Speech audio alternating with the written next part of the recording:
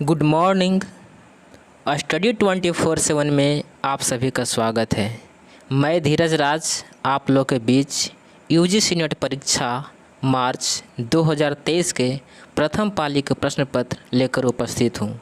जैसा कि मैंने पहले भाग 1 और भाग 2 अपलोड कर दिया है, आज मैं भाग 3 में आ गया हूँ। तो भाग 3 को देखने से पहले आप लोग भाग 1 और भाग 2 देख लें।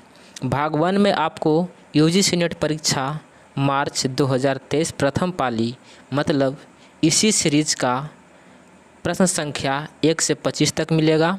भाग 2 में इसी सीरीज का प्रश्न संख्या 26 से 50 तक मिलेगा और इस भाग में हम लोग करेंगे 51 से लेकर के 75 तक। तो चलिए आइए चलते हैं हम लोग अपने प्रश्न की ओर। तो आज का पहला प्रश्न होगा प्रश्न संख्या 51। तो देखते हैं प्रश्न संख्या 51 में,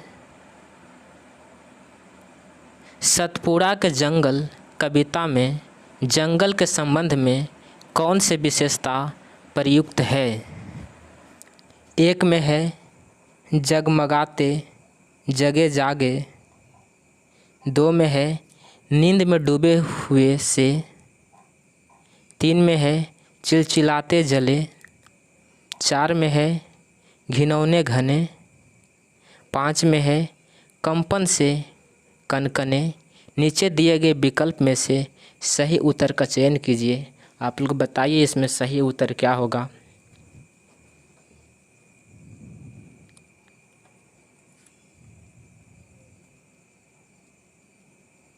इसका सही उत्तर हो जाएगा, 1 नहीं होगा, ऑप्शन 2 सही हो जाएगा। चिलचिलाते जले ये भी नहीं होगा, घिनौने घने ये हो जाएगा और कंप से कनकने ये भी हो जाएगा। तो इस प्रकार आप लोग को ऑप्शन नंबर 2, 4 और 5 जो आप देख पा रहे होंगे ऑप्शन नंबर डी में है। तो इसका सही उत्तर हो जाएगा ऑप्शन नंबर डी। तो चलिए आइए आगे चलते हैं हम लोग प्रश्न संख्या 52 पे। प्रिय प्रवास किन छंदों में रची गई है।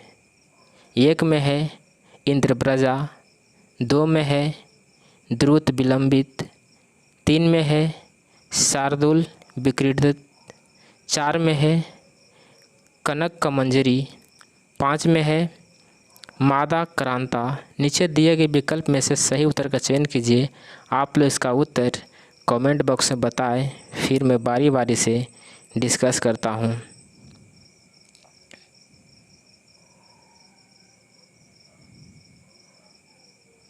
इसका सही उत्तर होगा इंद्रव्रजा नहीं होगा, द्रुत विलंबित यह होगा, शार्दुल ये भी होगा, कनक मंजरी ये नहीं होगा, मंदा क्रांता ये होगा। तो इसका राइट आंसर हो जाएगा ऑप्शन नंबर 2, 3, 5। देखें 2, 3, 5 किस में है। तो 2, 3, 5 आप लोग को दिख रहा होगा ऑप्शन नंबर बी। इसका सही उत्तर हो जाएगा ऑप्शन नंबर बी। आइए हम लोग चलते हैं प्रश्न संख्या 53 पर। 53 में है भंवर गीत पदों में गोपियाँ उद्धव को इन वचनों से संबोधित करती थी। आप लोग को बताना है किन वचनों से संबोधित करती थी। तो 1 में है जोग सिखावन पांडे, 2 में है ज्ञान को महल, 3 में है मधुकर मधुमतवारे, 5 में है निर्गुण नदियाँ मादरी, 4 में है घोष बड़ो व्यापारी। नीचे दिए गए विकल्प में से सही उत्तर का चयन कीजिए।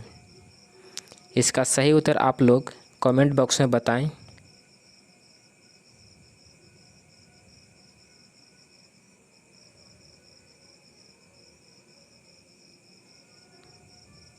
तो चलिए आइए हम लोग देखते हैं बारी बारी से भ्रमर गीत में गोपियाँ उद्धव को क्या कहकर संबोधित करते थे। तो जागो सिखावन पांडे का ये वर्णन मिलता है आपको सूरदास का जब भंवर गीत पढ़ेंगे तो।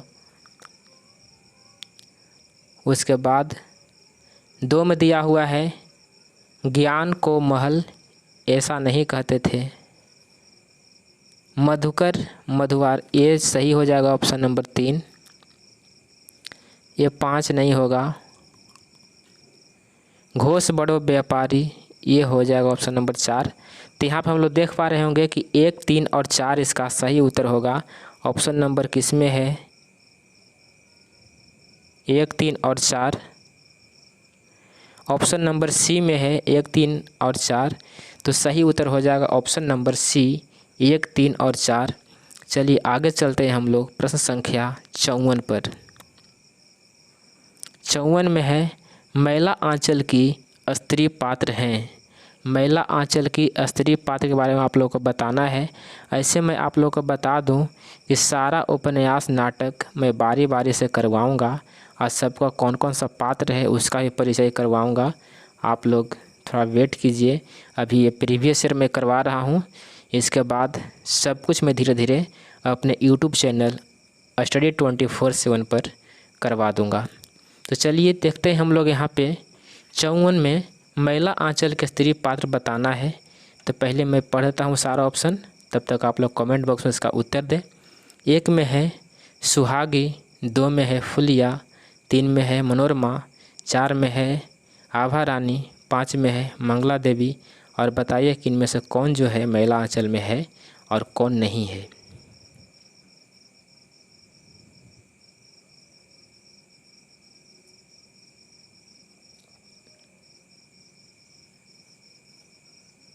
तो यहाँ पर आप लोग देख पा रहे होंगे कि सुहागी नाम का कोई नहीं है मैला आंचल में, जबकि फुलिया नाम का है। मनोरमा नाम का कोई नहीं है। आभा रानी नाम का है। मंगला देवी भी है। तो चलिए इस प्रकार से हम देखते हैं 2, 4 और 5। तो जो 2, 4 और 5 दिया हुआ है ऑप्शन नंबर बी में, तो 54 का हो जाएगा सही उत्तर ऑप्शन नंबर बी। चलिए आगे चलते हैं हम लोग प्रश्न संख्या 55 पर।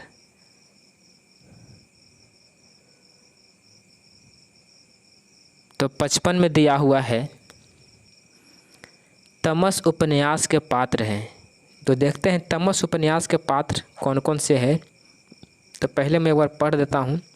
1 में है अब्दुल्ला बेग, 2 में है गिरिधारी लाल, 3 में है हरनाम सिंह, 4 में है हयात वक्त, 5 में है देवदत्त। आप लोग को बताना है तमस उपन्यास के पात्र इसमें से कौन है और कौन नहीं है। चलिए तो देखते हैं यहाँ पे हम लोग। अब्दुल्ला बेग नाम का कोई नहीं है, गिरधर लाल भी कोई नहीं है, हरनाम सिंह है और हयात वक़्त भी है, देवदत्त भी है। तो इसका सही उत्तर हो जाएगा ऑप्शन नंबर 3, 4 और 5। आप लोग ध्यान से देखें 3, 4 और 5 किस में है। तो ऑप्शन नंबर सी में आप लोग को दिख रहा होगा। इसका सही उत्तर हो जाएगा ऑप्शन नंबर सी। चलिए आगे चलते हैं हम लोग प्रश्न संख्या 56 पर। 56 में दिया हुआ है मानस का हंस उपन्यास की रचना में अमृतलाल नागर ने निम्न पुस्तकों से सहयोग लिया। अब बताना है कि मानस के हंस लिखने में अमृतलाल नागर ने कौन कौन से पुस्तक का सहयोग लिया।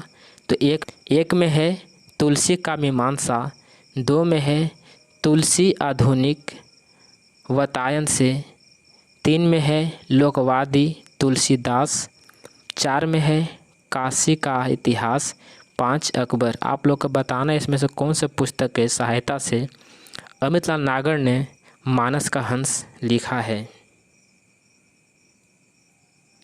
तो इसका सही उत्तर होगा तुलसी का काव्य, ये इससे हेल्प लिया गया है।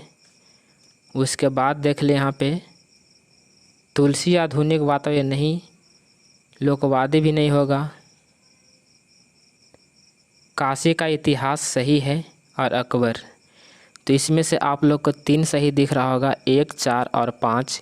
1, 4 और 5 आप लोग देख पा रहे होंगे ऑप्शन नंबर डी में दिया गया है। तो इसका सही उत्तर हो जाएगा ऑप्शन नंबर डी। तो चलिए आगे चलते हैं हम लोग प्रश्न संख्या 57 पर 57 में है, तीसरी कसम कहानी के पात्र कौन है, आप लोग को बताना है। एक में है लाल मोहर, 2 पलटदास, 3 महेश्वर, 4 धुन्नी राम, 5 बेगू पटवारी। आप लोग को बताना है इसमें से सही उत्तर कौन सा है।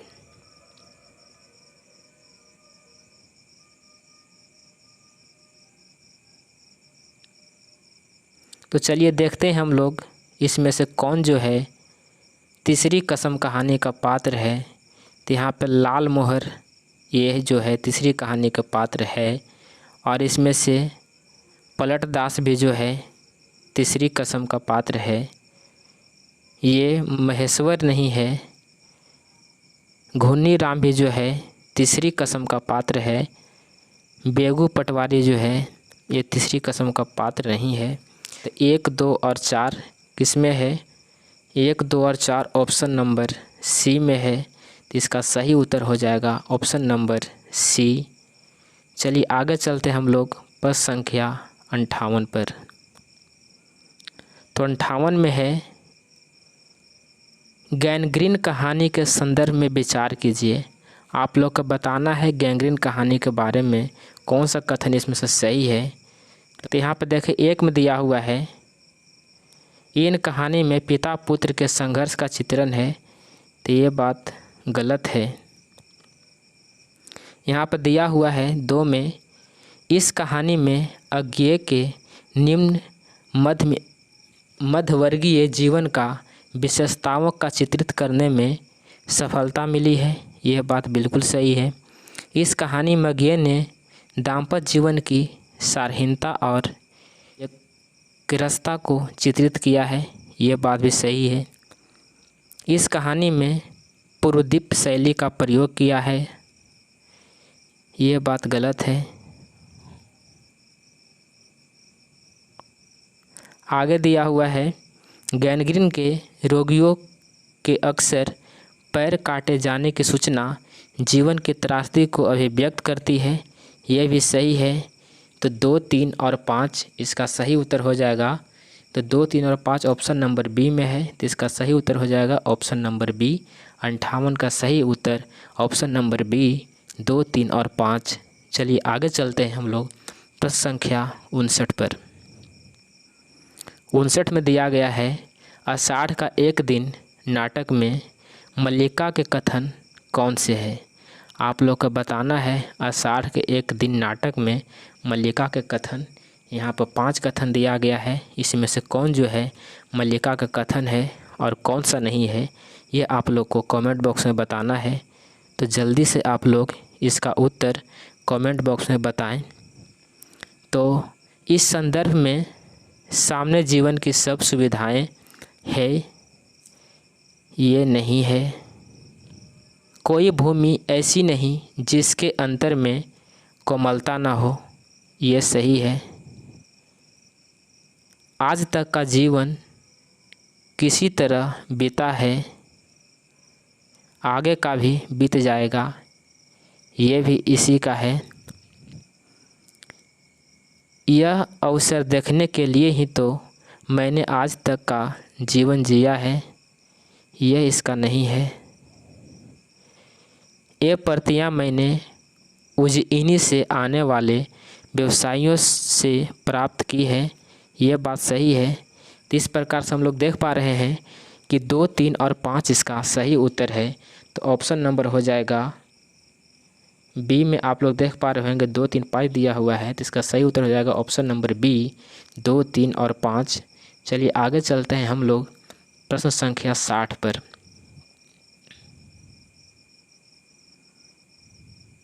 60 में दिया गया है, भारत दुर्दशा नाटक के संबंध में निम्नलिखित कथन पर विचार कीजिए। आप लोग को सारा नाटक पढ़ना पड़ेगा, सारा कहानी पढ़ना पड़ेगा, सारा उपन्यास पढ़ना पड़ेगा। ये मैंने सिलेबस पहला वीडियो में ही बता दिया है कि नेट जेआरएफ का सिलेबस क्या है। सारा कहानियाँ, सारा उपन्यास मैंने वहाँ पे बताया है कौन कौन से उपन्यास पढ़ना है आप लोग को। तो अगर आप लोग सिलेबस वाला वीडियो नहीं देखे हैं तो पहले जा कर के उसको देख लें। और अब मैं आता हूँ प्रश्न संख्या 60 पर। तो 60 का हम लोग बारी बारी से देखते हैं कि आंसर क्या होगा। तो इसमें देखते हैं, इस नाटक में भारत दुर्देव और उसकी सेना के माध्यम से भारत दुर्दशा के चित्रण प्रस्तुत हुए हैं। तो इसका जो पहला उत्तर होगा ये एक सही होगा। आगे चलते हैं हम लोग। इसमें मद्यपान को सही सिद्ध करने के लिए मदिरा नामक पात्र को रखा गया है, ऐसा बात नहीं है। उसके बाद 3 में है, भारत दुर्दशा नाटक भारतेंदु के व्यवस्थित हृदय की अभिव्यक्ति है, ये बात सही है। नाटक में प्रतीकात्मक पात्र रोग कहता है निश्चय भारत को अब नाश, ये भी नहीं होगा इसका। इस नाटक में भारतेंदु के देशभक्त और समाज सुधारक रूप के दर्शन होते हैं, ये बात बिल्कुल सही है। तो इस प्रकार से आप लोग को आंसर हो जाएगा 1, 3 और 5। 1, 3 और 5 देखिए ऑप्शन नंबर किस में दिया गया है, तो ऑप्शन नंबर सी में दिया गया है।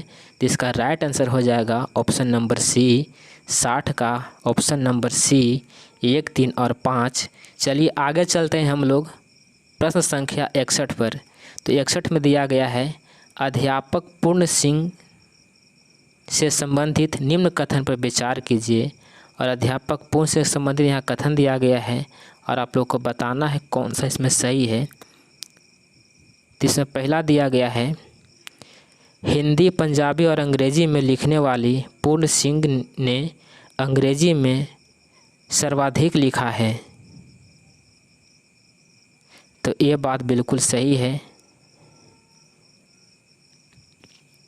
दूसरा में है, पूर्ण सिंह ने स्वामी रामतीर्थ के जीवन 1924 में लिखी गई, यह बात भी सही है। आगे चलते हैं, पूर्ण सिंह पारंपरिक भारतीय उद्यान जीवन मूल्यों को आधुनिक पश्चात दर्शन एवं विज्ञान के आलोक में नया रूप देकर प्रस्तुत करना चाहते थे, ये बात भी बिल्कुल सही है। पूर्ण सिंह ने हिंदी में कुल 36 निबंध लिखे हैं, ये गलत बात है। पूर्ण सिंह ने हिंदी में स्वच्छंदतावादी कविता लिखी नीचे दिए गए विकल्प में से, तो ये 5वां भी गलत हो जाएगा। तो इस प्रकार आप लोग का सही उत्तर होगा ऑप्शन नंबर 1, 2 और 3। तो इसका राइट आंसर हो जाएगा ऑप्शन नंबर ए 1, 2 और 3। तो चलिए अब हम लोग चलते हैं प्रश्न संख्या 62 पर। 62 में दिया गया है, शिव शंभू के चीटे से संबंधित निम्न कथन पर विचार कीजिए। अब बताना है आप लोग को शिव शंभू के चीटे से संबंधित कथन यहाँ पर दिया गया है। तो हम लोग देखते हैं यहाँ पे कौन सा कथन सही है शिव शंभू के संबंध में। तो देखते हैं, पहला दिया गया है, शिव शंभू शर्मा एक काल्पनिक चरित्र है, ये बात बिल्कुल सही है। श्रीमान का स्वागत में शिव शंभू लॉर्ड मिंटो के बारे में लिखते हैं, ये बात गलत है। 3 में है इन निबंध में व्यंग विनोद भाव का बड़ी सहजता से प्रयोग करते हैं, ये बात बिल्कुल सही है। 4 में है बनाम लॉर्ड कर्जन नामक चिट्ठे का प्रकाशन वर्ष 1901 में हुआ, ये बात गलत है। शिव शंभू अपने को वायसराय समक्ष गूंगी प्रजा का एक वकील, एक दुरासा मानता है, ये बात बिल्कुल सही है। तो यहाँ पे हो जाएगा 1, 3 और 5। 1, 3 और 5 हम लोग देखते हैं ऑप्शन नंबर दिया गया है बी में, तो 62 का सही उत्तर हो जाएगा ऑप्शन नंबर बी। तो चलिए आगे चलते हैं हम लोग प्रश्न संख्या 63 पर। तो 63 में दिया गया है, निबंधकार प्रताप नारायण मिश्र से संबंधित निम्न कथनों पर विचार कीजिए। आप लोग को बताना है निबंधकार प्रताप नारायण मिश्र के बारे में यहाँ पे 5 कथन दिया गया है, इसमें से कौन सा उनसे संबंधित है और कौन सा संबंधित नहीं है। जो संबंधित है वो ऑप्शन में आपको दिया गया है वो ऑप्शन आप लोग कमेंट बॉक्स में बताएं इसका सही उत्तर क्या होगा। तो देखते हैं हम लोग। एक में दिया गया है प्रताप नारायण मिश्र को हिंदी का एडिशन कहा जाता है। ये बात बिल्कुल सही है, प्रताप नारायण मिश्र को हिंदी का एडिशन कहा जाता है। 2 में है उनके निबंधों में भाषा का स्वरूप अत्यंत औपचारिक है। ये बात गलत है। 3 में दिया गया है निबंध के क्षेत्र में उन्हें आत्मव्यंजन निबंधों का जन्मदाता माना जाता है। ये बात बिल्कुल सही है। 4 में उन्होंने बहुत से उड़िया निबंधों का हिंदी में अनुवाद किया है। ये बात भी गलत है। उनके निबंध में संस्कृत और उर्दू के शब्दों के साथ वैश्वारे की ग्रामीण महावतों और शब्दों का भी प्रयोग मिलता है। ये बात बिल्कुल सही है। इस प्रकार हम लोग देख पा रहे होंगे 1, 3, 5 इसका सही उत्तर होगा और 1, 3, 5 हम लोग ऑप्शन नंबर सी में दिया हुआ है। इसलिए प्रश्न संख्या 63 का सही उत्तर हो जाएगा ऑप्शन नंबर सी 1, 3 और 5। चलिए आगे चलते हैं हम लोग प्रश्न संख्या 63 पर। तो 63 में दिया हुआ है आवारा मसीहा के संदर्भ में विचार कीजिए। यहाँ पे आवारा मसीहा के संदर्भ में 5 कथन दिया गया है। उसमें से आप लोग को बताना है कि कौन सा कथन सही है। यहाँ पे कथन 1 में दिया गया है द्विजेंद्र लाल राय शरतचंद्र के कटु आलोचक थे। ये बात जो है गलत है। गांगुली परिवार के किशोर नव हुडोल के प्रति लोलुप दृष्टि से देखते थे। ये बात बिल्कुल सही है। बड़ी दीदी कहानी के प्रकाशन के समय शरतचंद्र रंगून में थे। ये बात भी बिल्कुल सही है। उसके बाद दिया गया है देवदास लिखते समय शरतचंद्र की आयु 17 वर्ष की थी।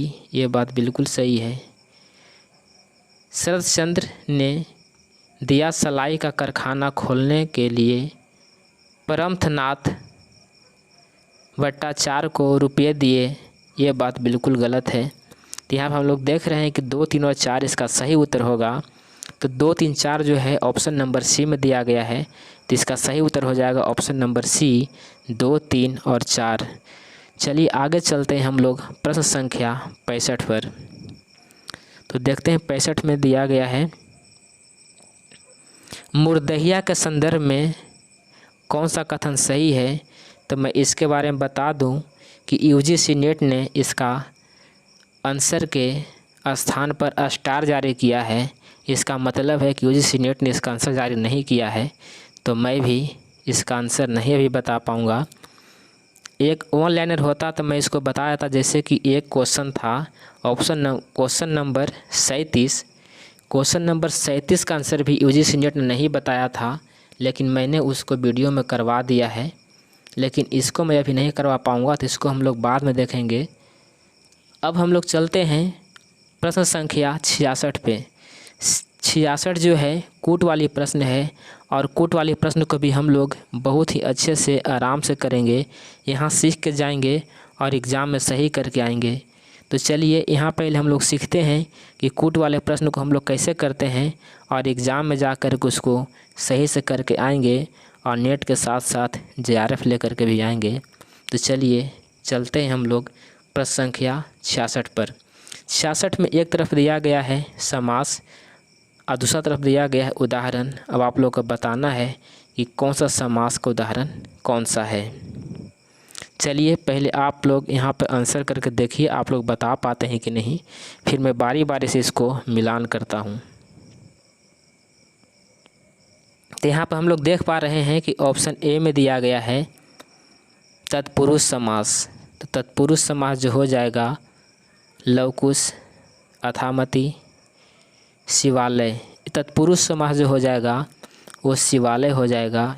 तो यहाँ पर देखते हैं तो दिया गया है ए का 3 और ए का 3 हम लोग देख पा रहे हैं बी में भी दिया गया है और डी में भी दिया गया है। तो हम लोग इसके बाद का भी चेक करेंगे।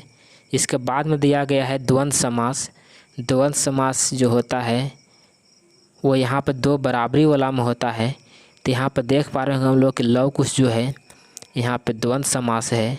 अब ये भाव समास, तो यहाँ पर ए जो है ऑप्शन नंबर बी, इसी के साथ ए भी कैंसिल होता है।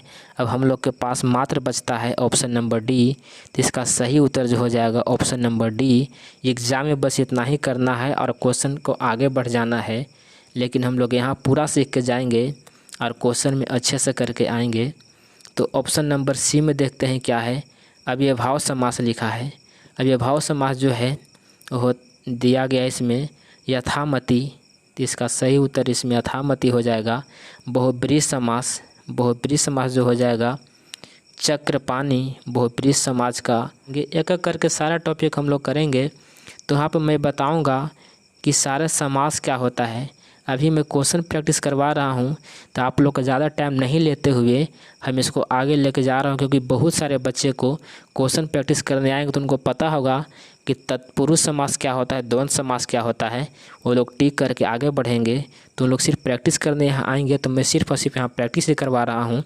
ब्रीफ में चर्चा मैं अगले वीडियो में सब कुछ का करूँगा। तब तक के लिए आप लोग बने रहिए मेरे चैनल से। आपको इसी चैनल पर नेट JRF का सब कुछ मिलेगा। तो इसका सही उत्तर हो गया ऑप्शन नंबर डी। हम लोग चलते हैं अब अगले प्रश्न पे 67 पे। तो 67 में है, ये भी कूट वाली प्रश्न है, इसको भी हम लोग अच्छे से करेंगे। तो एक तरफ दिया गया है संप्रदाय का नाम और दूसरी तरफ दिया गया प्रवर्तक का नाम। और एक क्वेश्चन आप अभी से ही फिक्स मान लीजिए कि अगले आने वाले नेट JRF एग्ज़ाम में ये क्वेश्चन यहाँ से फिक्स है। इसको आप लोग सारा संप्रदाय और उसका प्रवर्तक याद कर लीजिए, और मैं भी सारा करवाऊंगा, ज़्यादा नहीं है, सारा एक करके मैं करवा दूंगा। तो चलिए आइए हम लोग देखते हैं। पहला में दिया गया है श्री संप्रदाय। तो श्री संप्रदाय जो हो जाएगा रामानुजाचार्य इसका प्रवर्तक हो जाएंगे। उसके बाद दिया गया है ब्रह्म संप्रदाय। ब्रह्म संप्रदाय जो है माधवाचार्य हो जाएंगे। रुद्र संप्रदाय दिया गया है, तो रुद्र संप्रदाय जो है वो विष्णु स्वामी हो जाएंगे। उसके बाद सनकादिक संप्रदाय ये निम्बारकाचार्य हो जाएंगे। तो हम लोग देख पा रहे हैं यहाँ पे ए का एक, इसका सही उत्तर हो जाएगा ऑप्शन नंबर सी। चलिए आगे बढ़ते हैं हम लोग प्रश्न संख्या 67 पर। 67 भी जो है कूट वाली प्रश्न है, इसको हम लोग अच्छे से देखेंगे और आगे बढ़ेंगे। इसमें दिया गया है एक तरफ रचना दिया गया है और दूसरी तरफ रचनाकार दिया गया है। अगर आप लोग मिला पा रहे हैं तो कमेंट बॉक्स में इसका आंसर बताएं और मैं बारी बारी इसको चर्चा करता हूं। तो यहाँ पे देख पा रहे होंगे कि मंटो मेरा दुश्मन, ये जो है लिखा गया है शिवरानी देवी, रामवृक्ष बेनीपुरी, उपेंद्र नाथ अस्क। जो मांटो मेरा दुश्मन है उपेंद्र नाथ एक्स का है। तो इसका हो जाएगा ए का 3 और ए का 3 यहाँ धड़ल्ले से दिया गया है। ऑप्शन ए में भी दिया गया है, बी में भी दिया गया है, सी में भी दिया गया है। तो इसको हम लोग ध्यान से देखते रहेंगे, इसका आंसर क्या होगा। तो ए और वे, ये और वे जो है जैनेंद्र कुमार का है। तो देखेंगे बी का 4 कौन सा है। तो बी का 4 जो है, बी का 4 भी 2, बी का 4 आपको भी 2 में दिख रहा होगा। तो ए तो नहीं होगा और ए भी नहीं होगा। तो आगे बढ़ते हैं हम लोग जंजीरें और दीवारें। तो ये हो जाएगा आपको रामवृक्ष बेनीपुरी।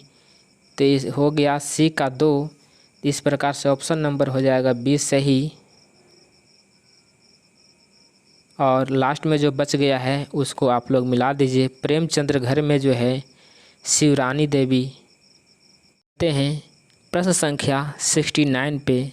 69 में देखिए ये भी कूट वाली प्रश्न है।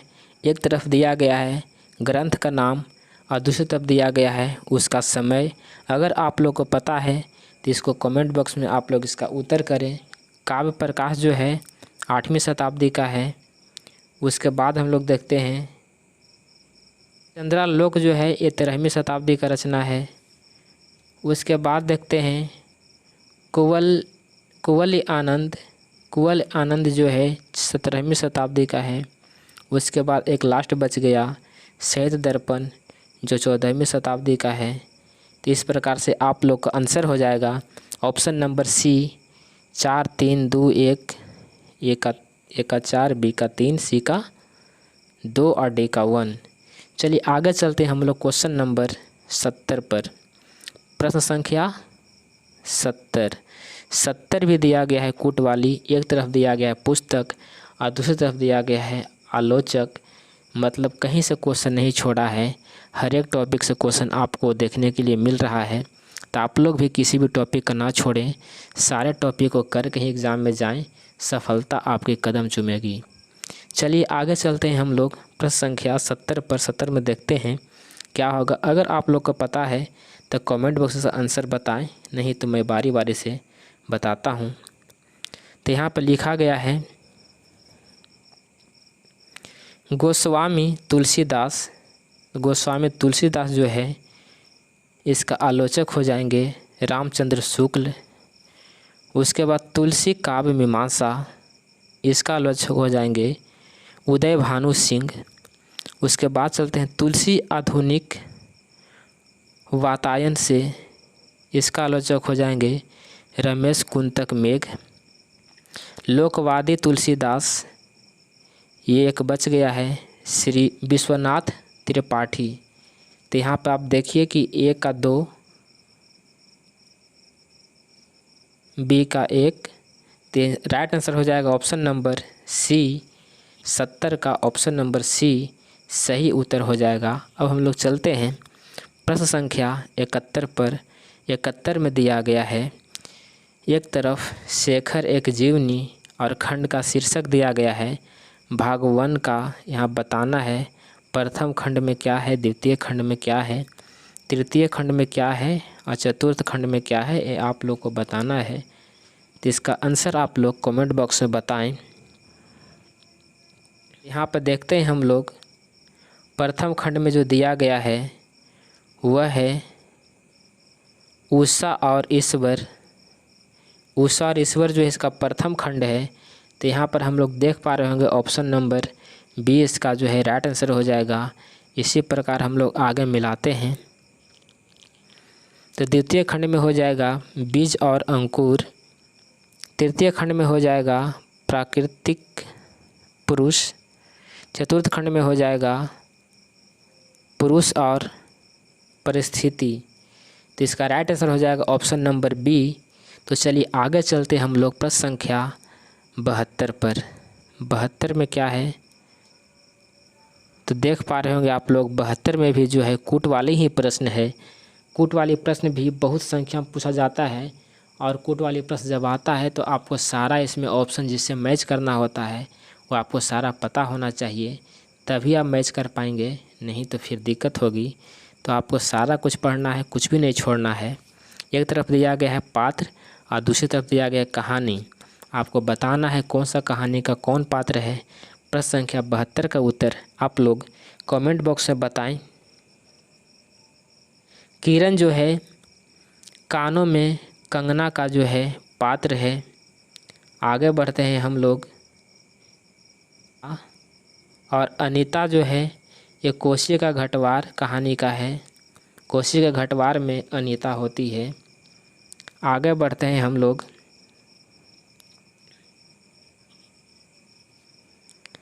लक्ष्मा जो है राही का पात्र है। उसके बाद सामनाथ चीफ की दावत का पात्र है सामनाथ। तो चलिए आगे बढ़ते हैं हम लोग प्रश्न संख्या 73 पर। देखते हैं 73 में क्या है। 73 में भी कूट वाले ही प्रश्न है और यहाँ पर दिया गया है नाटक और उसका पात्र। तो यहाँ पर नाटक उसके पात्र के साथ सम्मिलित करना होगा। तो आप लोग इसे सम्मिलित कीजिए, कमेंट बॉक्स में उत्तर बताएं। तो चलिए आइए हम लोग देखते हैं कि इसका सही उत्तर क्या होगा। तो यहाँ पर दिया गया है चंद्रगुप्त में जो पात्र है वो लीला नाम की एक पात्र है। ये आप लोग को याद आ रहा होगा अगर कोई चंद्रगुप्त पढ़े होंगे तो। यहाँ पर अंजो दीदी एक है। जो अंजो दीदी है नाटक में जो है एक मुनि नाम की रहती हैं और बकरी में जो है राम है। उसके बाद स्कंदगुप्त में जो है जयमाला। इस प्रकार से आप लोग का सही उत्तर हो जाएगा ऑप्शन नंबर सी। चलिए आगे बढ़ते हैं हम लोग प्रश्न संख्या 74 पर और देखते हैं प्रश्न संख्या 74 में क्या है। 74 में जो कूट वाली प्रश्न है और यहाँ पर दिया गया है निबंध संग्रह और उसका संपादक। निबंध संग्रह और उसका संपादक। अगर इसका उत्तर आप लोग को पता है तो कमेंट बॉक्स में बताएं। आप लोग के पास पर्याप्त टाइम है कमेंट बॉक्स में बताने के लिए। तो चलिए आगे हम लोग देखते हैं प्रश्न संख्या 74 का आंसर क्या होगा। ऑप्शन ए में दिया गया है चिंतामणि प्रथम भाग का संपादक आपको बताना है। ये तो सबको पता होगा। चिंतामणि प्रथम भाग का संपादक जो है महान आचार्य रामचंद्र शुक्ल हैं। तो ऑप्शन ए का 3 हो गया। चिंतामणि द्वितीय का संपादक जो है आचार्य विश्वनाथ प्रसाद मिश्र हैं। उसके बाद चलते हैं हम लोग चिंतामणि तृतीय जो है डॉक्टर नामवर सिंह इसका संपादक हैं। और चिंतामणि चतुर्थ जो है इसका संपादक हो गए कुसुम चतुर्वेदी और ओम प्रकाश सिंह। तो इस प्रकार से हम लोग देख पा रहे हैं कि इसका ऑप्शन नंबर सी सही उत्तर हो जाएगा। तो 74 का सही उत्तर है ऑप्शन नंबर सी। ये मिलाया गया है, इसको आप लोग ध्यान से देखें। और आगे बढ़ते हैं प्रश्न संख्या हम लोग 75 पर। 75 मतलब कि आज का अंतिम प्रश्न है। फिर मिलेंगे हम लोग भाग 4 में 76 से लेकर के 100 तक। तो अभी देखते हैं हम लोग प्रश्न संख्या 75। तो 75 में दिया गया है देवनागरी लिपि के मानकीकरण के प्रयासों को पहले से बाद के क्रम में लगाएं। यहाँ पर आप लोग को क्रम सजाना है, पहले कौन होगा और बाद में कौन होगा, इसको सजा करके फिर बताना होगा कि इसमें से आंसर कौन होगा। चलिए हम लोग बारी बारी से देखते हैं 1 नंबर पर कौन होगा। तो हम लोग पहले एक बार इसको पढ़ लें, फिर इसको हम लोग बारी बारी सजा लें। तो इसमें पहला में डॉक्टर राधाकृष्णन की अध्यक्षता में गठित परिषद, महादेव गोविंद रनाडे के सुझाव, काका कालेलकर की अध्यक्षता में गठित सुधार समिति, महाराष्ट्र साहित्य परिषद पुणे द्वारा गठित लिपि सुधार समिति। 5 में है आचार्य नरेंद्र देव की अध्यक्षता में गठित परिषद। और आप लोग बताएं सो कैसे हम लोग जो है क्रम में सजाएंगे। तो यहाँ पर देख पा रहे होंगे कि जो 2 में है ये आएगा पहले नंबर पे। 2 में जो है आएगा पहले नंबर पे। जो 4 में है ये आएगा दूसरे नंबर पे। और उसके बाद जो 3 में है वो आएगा 3 नंबर पे ही। उसके बाद जो 5 में है वो आ जाएगा 4 नंबर पे। उसके बाद जो 1 में है वो आ जाएगा अंतिम में 5 नंबर पे। तो आप लोग को बताना है कि 2, 4, 3 और 5 किस में है। तो आप लोग यहाँ पर देख पा रहे होंगे कि 2, 4 और 5 जो है ऑप्शन नंबर बी में है। तो इसका सही उत्तर हो जाएगा ऑप्शन नंबर बी। आप लोग इसी तरह से एग्ज़ाम में सजाएंगे और इसका सही उत्तर बताएंगे और नेट के साथ साथ JRF लेकर के आएंगे। तो चलिए आज का ये सिलसिला समाप्त हुआ और हम लोग अंतिम में तो आप लोग देख पा रहे होंगे कि जितना प्रश्न हम लोग कर रहे हैं वो सारे प्रश्न का आंसर PDF के अंतिम पेज पर होता है। तो इसका भी PDF का अंतिम पेज पे इसका सारा प्रश्न का उत्तर दिया गया है। जैसा कि मैंने बताया था कि 65 में जो है स्टार मार्क UGC नेट ने जारी किया है। तो आपको यहाँ पर स्टार मार्क भी दिख रहा होगा कि 65 का स्टार मार्क ही दिया हुआ है। तो चलिए वीडियो काफ़ी लंबी हो चुकी है तो इसको यहीं पर रोकते हैं। अंतिम तक बने रहने के लिए आप सभी को बहुत बहुत धन्यवाद। इसके बाद जो है हम लोग लाएंगे प्रश्न संख्या 76 से लेकर के 100 तक जो भाग होगा 4। और ये सारे जो है चारों भाग आपको एक प्लेलिस्ट में मिल जाएगा जिसका नाम है नेट PYQ 2023। ये 2023 जो अभी मार्च में पूछा गया है, वो सारे प्रश्न का आपको प्ले लिस्ट एक मिलेगा मेरे चैनल पे। आप लोग कोई असुविधा नहीं होगा कि मैं भाग 1 कहाँ से देखूँ, भाग 2 कहाँ से देखूँ। तो आपको 1 से लेकर के पूरे 4 भाग तक आपको एक प्ले लिस्ट में मिल जाएगा। आप लोग वहाँ जा कर के सारे भाग को बारी बारी से देखेंगे। जब चौथे भाग में पहुँचेंगे तो आप लोग पाएंगे कि 2023 का हमने सारा प्रश्न 1 से लेकर के 100 तक कंप्लीट कर लिया है। और जब ये कंप्लीट हो जाएगा तो हम लोग एक नया सीरीज़ शुरू करूँगा। तो चलिए, तब तक के लिए आप लोगों को बहुत बहुत धन्यवाद। इसी तरह से आप लोग बने रहिए, सपोर्ट करते रहिए और मैं आप लोग के लिए अच्छे अच्छे वीडियो बनाता रहूँ। बहुत बहुत धन्यवाद। मिलते हैं अगले वीडियो में।